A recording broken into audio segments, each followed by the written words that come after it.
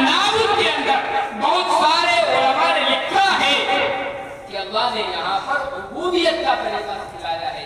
इबादत के तरीके तो बहुत सारे अहादीस में जिक्र किए जा चुके। इय्याका नाबुद में अल्लाह ने इबादत का तरीका नहीं बतलाया, उबूदियत का तरीका बतलाया। अच्छा ये है कौन सी चीज? इबादत को हम जानते हैं, तवस्सुल आयत में उबूदियत कहां से निकल कर के आ गई? उलमा ने लिखा है कि इबादत के दो तरीके होते हैं। एक होती है इबादत बहैसियत आदत। माफ करना, हम नमाजें पढ़ते हैं 5 वक्त की, हमें आदत पड़ती है, हमें आदत हो गई। रमजान के हम रोजे रखते हैं, हमें आदत है। इबादत तो कर रहे हैं लेकिन आदत के तरीके पर। अच्छा इसका खुला सबूत क्या है? माफ फरमाना, अल्लाह आपको बहुत ज्यादा तकवे की जिंदगी नसीब फरमाए और अल्लाह आपके दिल में वो खुशी और इलाहियत पैदा फरमाए। बहुत कम लोग हमारे यहाँ नमाज पढ़ने वाले ऐसे होते हैं कि नमाज में कहीं और ख्याल नहीं करता। बहुत सी मर्तबा तो ऐसा होता है कि इमाम के पीछे हम खड़े हो गए, हमें ये नहीं पता होता कि इमाम साहब ने कौन सी सूरत पढ़ी थी या कितनी रकात हो गई। अल्लाहु अकबर इमाम ने कहा, हमने भी अल्लाहु अकबर कह दिया। इमाम ने अस्सलामु अलैकुम व रहमतुल्लाह कहा, हमने भी सलाम फेर दिया। हमें बीच की कोई खबर नहीं। इबादत तो की हमने नमाज तो पढ़ी है, लेकिन बतौर इबादत नहीं, बतौर आदत हमने पढ़ी। हम एक आदत पढ़ गए। अच्छा इससे आगे चल करके बहुत सी मर्तबा तो ऐसा होता है कि इमाम के पीछे तो चलिए एक अलग मसला है, हम खड़े हो गए, हमने तन्हा नमाज पढ़ी, अल्हम्दुलिल्लाह शरीफ भी हमने पढ़ी, उसके सूरत भी हमने मिलाई। अगर आपसे 4 रकत के बाद ये पूछा जाए कि भाई साहब जरा ये बताओ पहली रकत में तुमने कौन सी सूरत मिलाई और दूसरी रकत में कौन सी सूरत मिलाई, कितनी मर्तबा ऐसा होता है हमें अपनी पढ़ी हुई सूरत याद नहीं होती। ये झूठ तो नहीं, कितनी मर्तबा ऐसा होता है नमाज हम मुकम्मल कर चुके, हमें यही याद नहीं कि हमने पहली रकत में सूरत कौन सी मिलाई, दूसरी रकत में सूरत हमने कौन सी मिलाई। ये क्या है? टेप रिकॉर्ड हमारा चल रहा है, हमें एक आदत पड़ गई। हम मुस्लिम घराने में पैदा हुए, बचपन से अगर हमारे माँ बाप देखते, बचपन से उन्होंने मस्जिदों की तरफ हमें डाल दिया, बचपन से नमाज की आदत बना ली। अब हम नमाज बतौर इबादत के नहीं, बतौर आदत के अदा कर रहे हैं। ये अहले इबादत होते हैं जो अपनी इबादत में कभी कभी आदत को शामिल कर देते हैं। ऐसा नहीं कि हर मर्तबा ऐसा ही होगा कि आप जब नमाज पढ़ते हो तो बस आदत के तौर पर ही होते, कभी कभी ऐसा होता है हम नमाज पढ़ने के लिए आते लेकिन ध्यान कहीं और। अगर हम इबादत के तौर पर कर रहे हों, उबूदियत के तौर पर बल्कि इसको कहें कि उबूदियत के तौर पर अगर इसको कर रहे हो तो फिर ऐसा नहीं होगा। ये हमारी इबादत है और ऐसे लोगों को अहले इबादत कहा जाता है कि जो कभी कभी अपनी इबादत को आदत के तरीके पर अदा करते हैं। अल्लाह ने क्या फरमाया? इय्याका नअबुद, अल्लाह हम तेरी ही इबादत करते हैं। अल्लाह फरमाना चाहता है, अल्लाह समझाना चाहता है, मेरे बंदे पहले इबादत के खाने से निकलकर पहले उबूदियत के खाने में फिट हो जा। उबूदियत किसको कहते हैं? उबूदियत कहते हैं आदमी की आदत भी इबादत बन जाए, आदत भी इबादत बन जाए। आपने बहुत मर्तबा जुमे के बयान में भी मुताबिक मर्तबा दूसरी जगहों पर भी आपने चीज सुनी होगी कि उलमा का सोना भी इबादत होता है। इस सोने में कौन सी इबादत है? आप बताएं कोई इबादत है? आदमी सो गया जिक्र नहीं कर सकता, आदमी सो गया कुरान की तिलावत नहीं कर सकता, आदमी सो गया मौजू याद नहीं कर सकता, आदमी सो गया दुनिया से और आखिरत से बिल्कुल बेपरवाह हो जाता है, उसे कोई खबर ही नहीं होती, दिमाग उसके कंट्रोल में नहीं होता, उसकी आंखें उसके कब्जे में नहीं होती, उसका दिल उसके कब्जे में नहीं होता। तो ये अल्लाह का सोना इबादत कैसे? یہ عبودیت کی وجہ سے عبادت، یہ عبودیت کی وجہ سے عبادت۔ فرشتوں کے متعلق آپ نے ایک بات سنی ہوگی کہ فرشتے 24 گھنٹے کی زندگی میں ایک لمحے کے لیے اللہ کی نافرمانی نہیں کرتے، ڈیوٹی بھی اپنی انجام دے رہے ہیں۔ ایک فرشتے کو اللہ نے متعین کر دیا تجھے فلاں کے اعمال لکھنے ہیں، اعمال بھی لکھ رہا ہے، اللہ کی عبادت بھی ہے۔ ایک فرشتے کو اللہ نے متعین کر دیا فلاں کے گناہ لکھنے ہیں، گناہ بھی لکھ رہا ہے، عبادت بھی جاری ہے۔ اللہ نے کسی فرشتے کو متعین کر دیا تجھے بارش برسانی ہے، وہ اپنے کام کو بھی کر رہا ہے، عبادت بھی کر رہا ہے۔ یہ عبودیت کا مقام ہوتا ہے کہ آدمی اپنی عادات کو عبادت بنائے۔ ہماری 24 گھنٹے کی زندگی اللہ کی عبادت میں گزرنے لگے۔ کیسے گزرے گی؟ ہم تو کھانا بھی کھاتے ہیں، ہم تو سوتے بھی ہیں، ہم تو کاروبار بھی کرتے ہیں، ہم اپنی دکان پر بیٹھ کر کے لوگوں سے معاملہ بھی کرتے ہیں، ہم اپنے بچوں کے پاس بھی وقت گزارتے ہیں۔ یہ عبادت کیسے ہوگی؟ عبودیت کا مقام حاصل اس وقت ہوگا جب ہم اپنی عادات کے اندر ہی اپنی نیتوں کو خالص کریں۔ عبادات کے اندر جب نیتیں خالص نہیں ہوتی تو وہ عبادت عادت بن جاتی ہے، اور جب عادت کے اندر نیت خالص ہو جاتی ہے تو وہ عبادت بن جاتی ہے۔ تو اللہ نے یہ فلسفہ سمجھایا ہمیں ایاک نعبد کے اندر کہ بندے میری عبادت تو کر رہا ہے لیکن میری ہی عبادت کرنی ہے، میرے علاوہ کسی کو میری عبادت میں شریک نہیں کرنا۔ عبودیت کا مقام تجھے حاصل کرنا۔ اچھا، ایک نکتے پر اور غور کریں یہاں پر۔ اللہ نے یہاں پر تو سے خطاب نہیں کیا یا میں سے نہیں کہا ایاک نعبد، اللہ ہم تیری عبادت کرتے ہیں، وایاک نستعین، اور ہم تجھ سے مدد چاہتے ہیں۔ میں اکیلا اللہ کے سامنے رو رہا، اللہ کے سامنے گڑگڑا رہا، میں اکیلا اللہ کے سامنے اپنے گناہوں کا اظہار کر رہا ہوں، میں اکیلا ہوں، کوئی نہیں میرے ساتھ، تنہا میں ہوں، اللہ کی ذات ہے، میں اپنے رب کو منانے کی کوشش کر رہا ہوں۔ تو اللہ کو کہنا تو یہ چاہیے تھا ایاک اعبد، اے اللہ میں تیری عبادت کرتا ہوں، وایاک استعین، اے اللہ میں تجھ سے مدد طلب کرتا ہوں۔ لیکن اللہ نے یہ نہیں فرمایا، اللہ نے جماعت کی شکل میں بیان کیا ایاک نعبد، ہم تیری عبادت کرتے ہیں، وایاک نستعین، اور تجھ سے مدد چاہتے ہیں۔ اللہ نے تعلیم دے دی، بندے جب دعا کرنے کا موقع ہو، بندے جب میرے سامنے اپنے گناہوں کے اظہار کا موقع ہو، جب اپنے گناہوں سے معافی مانگنے کا معاملہ ہو، جب میرے سامنے تو توبہ کے دروازے کھولنا چاہتا ہو اور ان دروازوں میں داخل ہو کر کے تو مجھ سے توبہ کا طلبگار ہو، اپنے گناہوں سے پاک صاف ہونا چاہتا ہو، اللہ نے فرما دیا بندے سے اپنی ذات کو سامنے نہ رکھنا، اس وقت تو نہیں ہے بلکہ تو ایک جماعت بن جا، یعنی اپنے ساتھ تمام مسلمانوں کو شامل کر۔ اب تیرے ذہن کے اندر تنگ نظری نہیں ہونی چاہیے، اب تیرے ذہن میں تعصب نہیں ہونا چاہیے، اب تیرے ذہن میں صرف تیری ذات نہیں ہونی چاہیے، بلکہ اب تیرے دماغ میں پورے عالم کے مسلمان ہونے چاہیے۔ جب تو دعا کے لیے ہاتھ اٹھائے تو اپنے لیے دعا نہ مانگ بلکہ اپنے ساتھ تمام لوگوں کے لیے دعا مانگ۔ اللہ کے نبی علیہ السلام نے ایک حدیث کے اندر باضابطہ ارشاد فرمایا کہ اللہ کی رحمت کو تنگ نہ کر، اللہ کی رحمت کو اپنے ساتھ محفوظ نہ کر۔ جب تمہیں توبہ کرنی ہو، جب اللہ کی رحمت کو طلب کرنا ہو تو تمام لوگوں کے لیے دعا کرو۔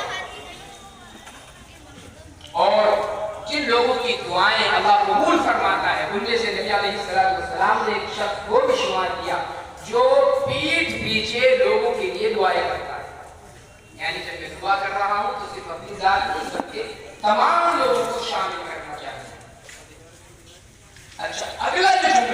اللہ نے کیا فرمایا اہدنا الصراط المستقیم. جب تو ان تمام مقام سے گزر گیا اپنی فنائیت اپنے لیس ہونے کا اقرار اللہ کی ذات کی بڑائی کا اقرار اس کا اقرار اللہ کے رحمان اور رحیم ہونے کا اقرار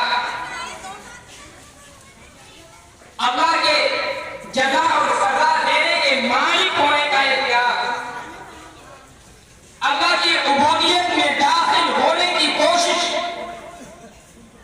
اللہ کے سامنے اپنی عاجزی کا اظہار. تو اب اللہ نے دعا سکھائی ہے میرے بندے دعا مانگنی ہے تو کھڑا ہو اپنے ہاتھوں کو پھیلا میرے سامنے اپنی جھولی کو پھیلا اور اب دعا کر اہدنا الصراط المستقیم. اللہ نے سیدھا راستہ دیا. کیا آخرت کوئی راستہ ہے جس پر آپ چل کر کے آخرت میں جنت میں پہنچ جائیں؟ یہ سیدھے راستے کا مطلب کیا؟ ہم غور کریں ہماری پوری زندگی کی حاجات ہماری پوری زندگی کے اعمال کا نچوڑ اللہ نے اس ایک جملے کے اندر بیان فرما دیا. یہ صرف ایک دعا نہیں ہے یہ پوری زندگی کے اعمال کو حاوی ہے. زندگی کی ڈگر کے مختلف ٹیڑھے راستے. آنکھوں کا ٹیڑھا راستہ کیا ہے؟ یہاں سے گئے بستر کے اندر چھپے موبائل کھولا اور لگ گئے ٹک ٹاک میں لگ گئے یوٹیوب کی کسی بھی ویڈیو میں. یہ آنکھوں کا ٹیڑھا راستہ ہے. آپ راستے پر جا رہے ہیں غیر نہروں پر نظریں ڈال رہے ہیں. یہ آنکھوں کا ٹیڑھا راستہ. ہاتھوں کو غلط جگہ پر استعمال کرتے ہیں. ہاتھوں کا ٹیڑھا راستہ. کانوں سے گانے سن رہے ہیں غیبت سن رہے ہیں چغلی سن رہے ہیں. یہ کانوں کا ٹیڑھا راستہ. اہدنا الصراط المستقیم ہے اللہ نے سیدھے راستے پر چلا. ہر عزم کا سیدھا راستہ. ہر عزم کا سیدھا راستہ. یہ زبان میری چل رہی ہو تو سیدھے راستے پر چل رہی ہے. اس زبان سے جب کوئی لفظ نکلے تو حق کے مطابق نکلے. اس زبان سے اللہ جھوٹ نہ نکلنے پائے. اے اللہ اس زبان سے غیبت نہ نکلے. اے اللہ اس زبان سے کسی کی چغلی نہ ہو. اے اللہ اس زبان سے کسی کی پیٹھ پیچھے برائی نہ کرو. اے اللہ اس زبان سے گالی گلوچ نہ نکلے. اے اللہ اس زبان سے گانے نہ نکلے بلکہ سیدھا راستہ عطا فرما. جب اس زبان سے نکلے تو حق نکل رہا ہو. جب اس زبان سے کچھ بولوں تو اللہ اور اس کے رسول کی باتیں میں بولوں. جب یہ زبان میری ہلے تو تیری یاد میں ہلتی ہو. جب اس زبان سے کوئی ذکر کرنے کا دل کرے تو تیرا ذکر ہو. اے اللہ تو زبان کا سیدھا راستہ مجھے عطا فرما. اے اللہ میرے کانوں کو بھی سیدھا راستہ عطا فرما کہ ان کانوں میں رکی سیدھی چیزیں نہ پڑیں. ان کانوں میں گانوں کی آوازیں نہ پڑیں. یہ کان غیبت نہ سنے. یہ کان کسی کی چغلی نہ سنے. یہ کان کسی کی ٹوہ میں نہ لگے. اے اللہ یہ کان جب استعمال ہو تو سیدھے راستے پر استعمال ہو. جب اس کانوں سے کچھ سننا ہو تو حق بات سننے کی توفیق عطا فرما. قرآن کریم کو سننے کی توفیق ہو. احادیث کو سننے کی توفیق ہو. نعت نبی کو سننے کی توفیق ہو. دین کی باتیں سننے کی توفیق ہو. ایک کانوں کا سیدھا راستہ. ہاتھوں کا سیدھا راستہ عطا فرما. پیروں کا سیدھا راستہ عطا فرما. ہر عزم کے سیدھے راستے پر مجھے چلا دیجیے. اب بتائیں ایمانداری سے بھائی ہماری زندگی کے تمام اعمال کا نچوڑ ہے یا نہیں؟ ہماری زندگی کی تمام نیکیاں ہماری زندگی کے تمام گناہ اللہ نے اس ایک جملے کے اندر سما دیے. بس اللہ سے یہ دعا کر لو کہ ہمارا ایک عزم سیدھے راستے پر چل رہا ہے. پھر اللہ نے اس کی وضاحت بھی فرما دی. صراط الذین انعمت علیہم. ان لوگوں کا راستہ اللہ جس پر آپ نے انعام فرمایا ہے. انبیاء کرام علیہ السلام کا راستہ, صدیقین کا راستہ, شہداء کا راستہ, ان تمام راستوں پر ہمیں چلنے کی توفیق عنایت فرما. غیر المغضوب علیہم، ان لوگوں کے راستے پر نہ چلانا ہے اللہ جن لوگوں پر آپ کا غضب، جن لوگوں پر آپ کی ناراضگی، جن لوگوں سے آپ غصہ تو اللہ سے مانگنے کی راضی، اور مانگنے کا طریقہ اللہ نے اس سورت کے اندر سکھلا دیا ہے کہ سب سے پہلے جب اللہ کے دربار میں حاضر ہو، اللہ کے دربار میں پیش ہو، اپنے گناہوں کا اقرار کرنا چاہیں، اپنی عاجزی کا اظہار کرنا، اپنی انانیت کے بت کو پاش پاش کر دینا، اپنی انانیت کے بت کو توڑ ڈالنا، اپنی ذات کو خاموش کر دینا ہے۔ علماء نے لکھا ہے کہ عبادت کا اصل حق یہ ہے کہ عبادت کرتے ہوئے عبادت کا بھی خیال نہ ہو، بلکہ صرف اللہ کی ذات پیش نظر، صرف اللہ کی ذات پیش نظر۔ کسی شاعر کا بڑا مشہور شعر ہے، بڑا دل کو چھونے والا شعر ہے، کہا ہے سجدوں کے عوض فردوس ملے یہ بات مجھے منظور نہیں، سجدوں کے عوض فردوس ملے یہ بات مجھے منظور نہیں، بے لوز عبادت کرتا ہوں بندہ ہوں کوئی مزدور نہیں۔ ہم نے عبادت تو کی ہے، ہم نے نمازیں تو پڑھی ہے، ہم نے روزے تو رکھے ہیں، لیکن اہل عبادت کی طرح عبادت کی ہے، اہل عبودیت کی طرح عبادت کرنا سیکھ جائے۔ میرے بھائیوں یہ انسانیت کی معراج ہے۔ عبادت کرتے ہوئے عبادت پیش نظر نہ ہو، اللہ کی ذات پیش نظر ہو۔ ہم نمازیں پڑھ رہے ہیں اس لیے نہیں کہ میرا رب مجھے جنت عطا کر دے، ہم روزے رکھ رہے ہوں اس لیے نہیں کہ میرا رب روزے کے بدلے میں فلاں فلاں انعام مجھے دے گا، نہیں، بس میرے رب کا حکم ہے، میرے رب کا حکم ہے، بس میں اپنے رب کے حکم کے مطابق اپنی زندگی کو گزار رہا ہوں، جنت ملے جہنم ملے اس سے کوئی فرق نہیں پڑتا۔ ایک بزرگ کا واقعہ لکھا ہے، ہر سال حج کو جایا کرتے تھے، خانہ کعبہ کا طواف کرتے، حج بیت اللہ کے لیے حاضر ہوتے، خانہ کعبہ کے سامنے صدائیں لگاتے، لبیک اللہم لبیک، لبیک اللہم لبیک، بڑے والہانہ انداز میں صدائیں لگاتے تھے۔ جب وہ لبیک لبیک کی صدائیں لگاتے، غیب سے آواز آتی لا لبیک، اے بندے مجھے تیری لبیک قبول نہیں۔ کئی سال ہو گئے مسلسل لبیک لبیک کی صدائیں لگاتے ہوئے، خانہ کعبہ میں حاضری دیتے ہوئے۔ ان کے ساتھ سے بہت سارے لوگ تھے، ہر سال ان کے ساتھ میں جایا کرتے تھے۔ ایک مرتبہ کسی نے کہا حضرت ایک بات کو بتلائیں، آپ ہر سال یہاں پر خانہ کعبہ میں حاضر ہو جاتے ہیں، لبیک لبیک کی صدائیں لگاتے ہیں، لیکن اللہ کی جانب سے آپ کی لبیک تو قبول ہی نہیں ہوتی، اللہ تو آپ کی حاضری کو قبول ہی نہیں کرتا، پھر آپ کے آنے کا فائدہ کیا ہے؟ ان بزرگ نے فرمایا بھائی فائدہ کچھ نہیں، تو کوئی ایسا در بتا دے جہاں پر جا کر کے میں لبیک کی صدائیں لگاؤں اور میرا رب میری لبیک کو قبول کر لے۔ فرمایا قبول کرے یا نہ کرے آنا تو اسی در پر ہے، قبول کرے یا نہ کرے مانگنا تو اسی ذات سے ہے، قبول کرے یا نہ کرے معافی تو اسی در سے ملتی ہے، اس کے علاوہ تو دنیا میں کوئی در ہی نہیں جہاں پر جا کر کے ہم معافی طلب کریں۔ میرے بھائیوں صرف ایک اللہ کا در ہے، ایک اللہ کا در ہے، ایک اللہ کا در ہے جو تمام گناہوں کو معاف کرنے کی طاقت رکھتا ہے، ایک ہمارا رب ہے جو ہماری زندگی کو بدل سکتا ہے، ایک ہمارا رب ہے جو ہمارے گناہوں پر قلم چلا سکتا ہے، ایک ہمارا رب ہے جو ہمارے اخلاص سے نکلے ہوئے صرف ایک آنسو پر ہماری زندگی کو بدل سکتا ہے، بس شرط یہ ہے کہ ہم اپنی زندگی کو بدلنے کی کوشش کریں، ہم اپنے رب کے دربار میں حاضر ہو، ہم اپنے رب کے دربار میں اپنی عاجزی کو پیش کریں، ہم اپنے رب کے دربار میں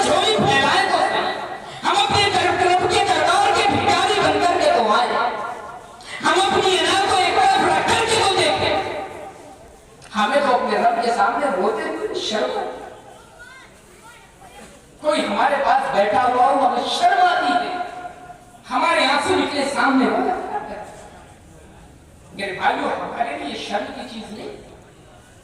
हम अपने रब के दर में आकर के दो आंसू न निकाल सके, शर्म की वजह से चीखें न निकाल सके, शर्म की वजह से हमारा रोना न आता हो, हम अपने रब के दरबार में हाजिर हो रहे हो और दिल में ये बात हो, यार पता नहीं मेरी दुआ कबूल होगी या नहीं होगी, पता नहीं मेरे गुनाह माफ होंगे या नहीं होंगे, मालूम नहीं मेरे रब की रहमत मुझे आज भी मिलेगी या नहीं मिलेगी, मैंने तो पूरी जिंदगी गुनाह कर दिए। फिर मेरे भाइयों, मेरे रब की रहमत तवज्जो नहीं करती, फिर तवज्जो नहीं करने वाला। दुआ की कबूलियत की शर्त यह है कि आदमी अपनी दुआ की कबूलियत का यकीन रखे। मेरा रब मेरी दुआ कबूल करेगा।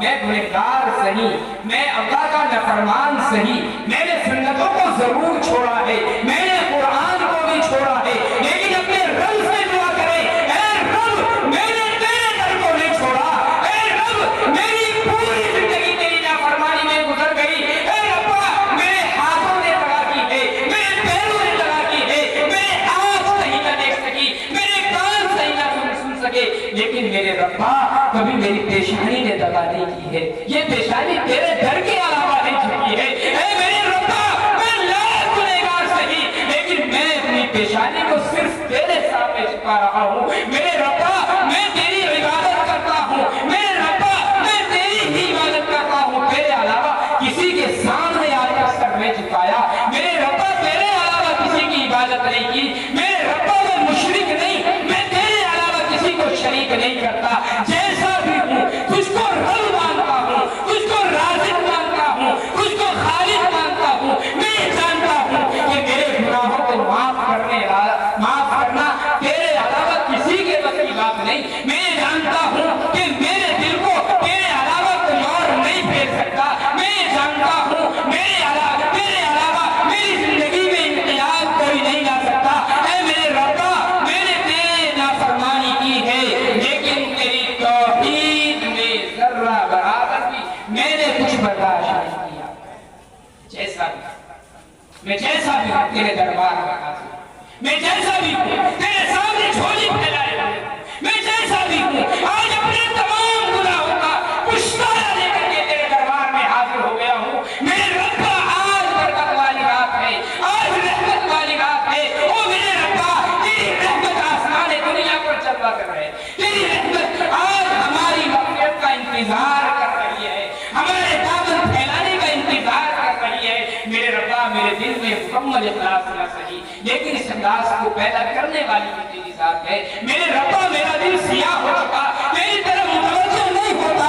अगर तू चाहे लम्हों में मेरे दिल को अपनी जानिब मुतवज्जो कर सकता है। मेरे भाइयों, जरा दिल की इस कैफियत के साथ अपने रब से मांग करके देखो, फिर देखे अल्लाह की कसम जिंदगी में कैसा इख्तिलाफ है। हमारी आज परेशानी क्या है सर?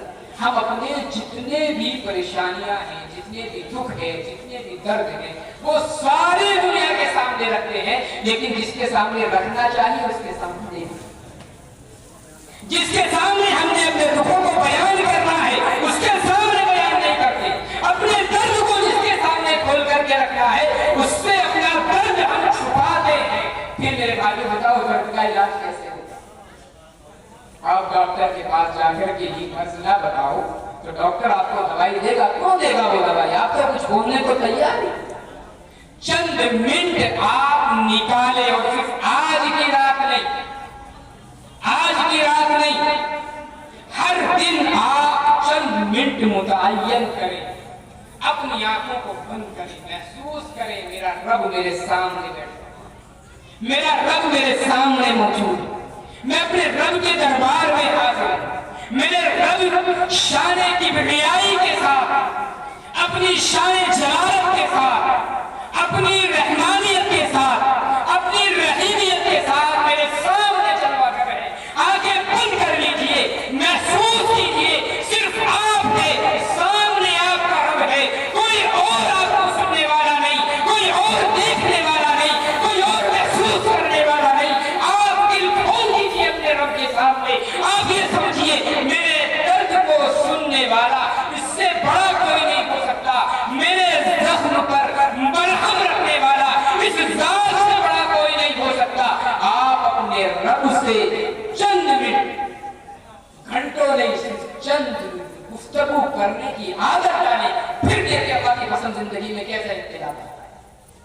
چھوڑ دیجیے آپ اپنے گناہوں کی طرف نظر کرنا. آپ بھول جائیے کتنے بڑے گنہگار، آپ بھول جائیے زندگی میں کتنی نافرمانیاں کی. بیٹا اگر باپ کی نافرمانی کرتا ہے، باپ کو بھول کر کے گھر چھوڑ کر کے تو نہیں چلا جاتا. ماں باپ کی نافرمانی کرتا ہے، ماں باپ سے پٹتا بھی ہے، گالیاں بھی کھاتا ہے، برائی بھی سنتا ہے، لیکن رہتا اپنے گھر میں ہے. میں جتنا گنہگار نہیں، میں اپنے رب کے در کو چھوڑ تو نہیں سکتا.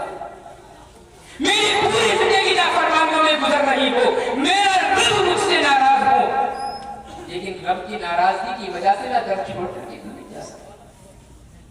میں اس در کو چھوڑ کر کے جاؤں گا تو کہاں جاؤں؟ آپ میرے بھائیوں چند منٹ بس متعین کر لیں اور اللہ سے گفتگو کرنے کی عادت ڈال لیں، اللہ سے باتیں کرنے کی عادت ڈالیں، پھر دیکھیں اللہ کی پسند زندگی میں کیسا مزہ آئے گا، عبادات کے اندر کیسا مزہ آئے گا. یہ بابرکت والی رات ہے میرے بھائیوں، اللہ کی رحمت متوجہ ہے، اللہ مغفرت کرنا چاہتا ہے، اللہ ہمارے گناہوں کو معاف کرنا چاہتا ہے، اللہ ہمیں اپنا قرب عطا کرنا چاہتا ہے. اللہ کی قربت حاصل کرنے کا یہ بہت اچھا ذریعہ ہے اللہ کی رحمت کو سمیٹنے کا. میرے بھائیوں اللہ نے ایک موقع عنایت فرمایا، نہ جانے زندگی میں ایسے لمحات میسر ہو یا نہ ہو، نہ جانے ہماری زندگی کب تک وفا کرے، کب ہماری زندگی دغا دے کر کے چلی جائے. یہ جو روح کی اور نفس کی کشمکش ہے اور روح اور نفس کا ہمارا جو یہ ٹکراؤ ہے میرے بھائیوں، اس ٹکراؤ کو ختم کرنا سیکھ جائے، زندگی خود بخود ڈگر پر آ جائے، زندگی خود بخود ڈگر پر آ جائے. آج ہو کیا رہا ہے؟ نفس کو ہم نے طاقتور کر دیا، اپنی روح کو کمزور کر دیا، اس کی خوراک ہم نے بند کر دیا. اللہ کا ذکر اس کی خوراک کا ہم نے بند کر دیا، درود شریف روح کی خوراک کا ہم نے بند کر دیا، قرآن کریم کی تلاوت روح کی خوراک کی ہم نے بند کر دی. روح کمزور ہوتی چلی گئی، وہ نفس کا مقابلہ نہیں کر پائی. آپ کا دل نہیں چاہتا عبادت کو. آپ ایک لمحے کے لیے سوچیں مجھے اپنی روح کو کمزور نہیں کرنا، میرا دل نہیں لگتا تلاوت میں، نہ لگے، مجھے پھر بھی اللہ کی عبادت کرنی ہے. میرا دل ذکر میں نہیں لگتا، پھر بھی مجھے ذکر کرنا ہے. نمازوں میں طبیعت نہیں لگتی، پھر بھی نمازیں پڑھنی ہے. اپنی روح کی خوراک ہر حال میں مجھے دینی ہے. بھائی دل تو ہمارا دوائی کھانے کو بھی نہیں چاہتا، لیکن کیوں کھاتے ہیں؟ بڑی کڑوی ہے، گھنٹوں ذائقہ محسوس ہوتا ہے، گھنٹوں کو چیز کھانے کی طبیعت نہیں کرتی دوائی کھانے کے بعد. لیکن میں یہ جانتا ہوں کہ میرے جسم کو طاقت پہنچانے والی، قوت پہنچانے والی یہ دوائی ہے. اگر میں اس دوائی کو نہیں کھاؤں گا میری بیماری طاقتور ہو جائے گی، جسم کمزور ہو جائے گا، بیماری کا مقابلہ نہیں کر پائے گا. سارے ذائقوں کو بھول جاتے ہیں، کتنی ہی کڑوی کسیلی ہو، ہر حال میں اس کو پیٹ کے اندر اتارنا، وہ کی اجزاء کو بھی اتارنا سیکھنا. میرا خود پتہ نہ جب آپ کو فون کر نماز میں دل نہیں لگتا، نہ لگے، پڑھنی ہے. ذکر میں دل نہیں لگتا، نہ لگے، لیکن ذکر کرنا ہے. درود شریف پڑھنے کو دل نہیں چاہا، نہ چاہے. میں دل کے تابع نہیں، دل میرے تابع ہے. ہیلو، مجھے اپنے جسم کو، اپنے روح کو دل کے تابع نہیں کرنا، بلکہ دل کو روح کے تابع کر دینا. میرے بھائیو آپ اس طریقے سے زندگی گزارنے کی کوشش کریں. اللہ کی یہ خصوصی رحمت کی رات ہے، کوشش کریں ہم ایسے ہی اللہ سے دعا کریں، ایسی عاجزی کے ساتھ اللہ سے مانگیں کہ اللہ تبارک و تعالی ہماری مغفرت فرما دے، تمام گناہوں کو ہمارے معاف کر دے. آئندہ کے لیے توبہ کر لیں کہ جتنے بھی گناہ اللہ تک ہو چکے بس ہو چکے، آئندہ میں اللہ توبہ کرتا ہوں، ان گناہوں کے اندر ملوث نہیں ہوں گا، جان بوجھ کر ان گناہوں کو نہیں کروں گا. انشاءاللہ اللہ ہر حال میں ہماری دعاؤں کو قبول فرمائے گا. اللہ مجھے بھی آپ رات کو بھی عمل کی توفیق عنایت فرمائے. واخر دعوانا ماشاءاللہ حضرت مولانا مفتی افتخار